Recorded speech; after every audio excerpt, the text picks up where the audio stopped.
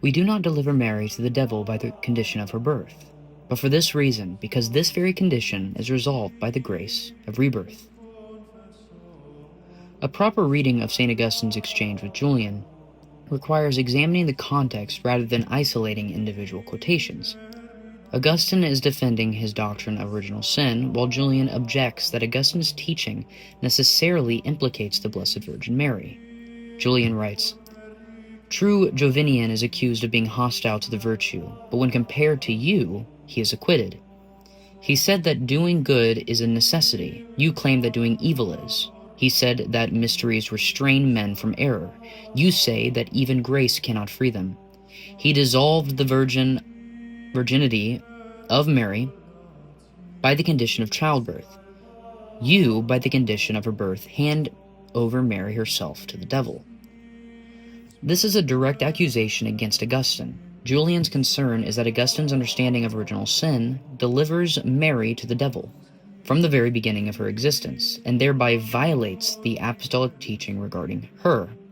He even compares Augustine unfavorably to Jovinian, who denied the perpetual virginity of Mary, stating, "But when compared to you, he is acquitted."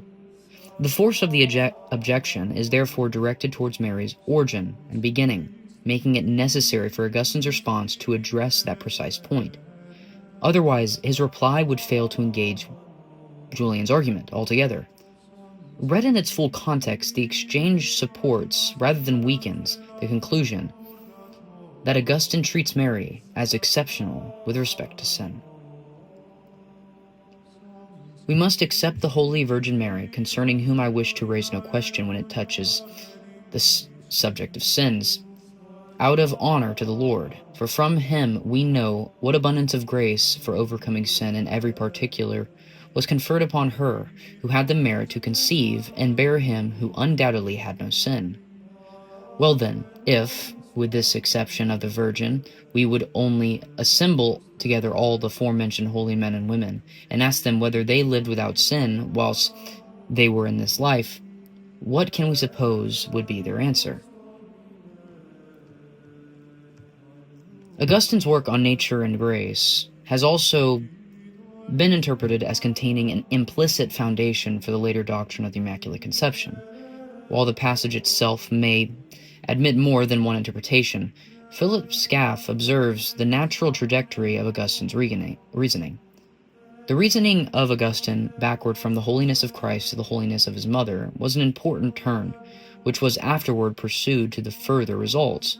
The same reasoning leads as easily to the doctrine of the Immaculate Conception of Mary, though also just as well to a sinless mother of Mary herself, and thus upward to the beginning of the race to another Eve who never fell.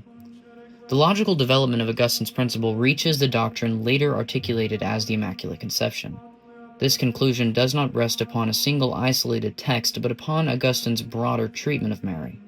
Whenever he speaks of her, explicitly and individually, he consistently refrains from attributing sin to her, either in her life or at her origin. Likewise, Augustine's description of Mary as predestined to holiness and to be the Mother of God, and as having merited to receive the Holy Seed, demonstrates a unique theological treatment that distinguishes her from the rest of humanity.